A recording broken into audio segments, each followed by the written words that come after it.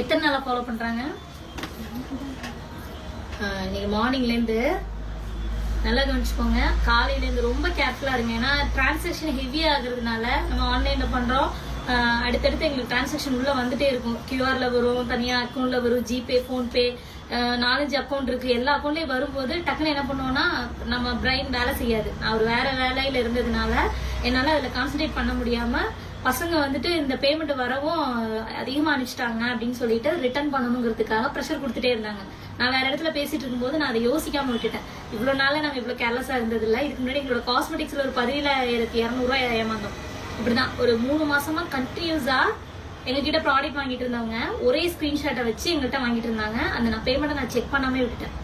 அதுக்கப்புறம் இப்ப நான் கேர்லெஸ்ஸா இருந்ததுல என்ன விஷயம் அப்படின்னா, எத்தனை சாரிமா மொத்தம் 10 சேலை பக்கம்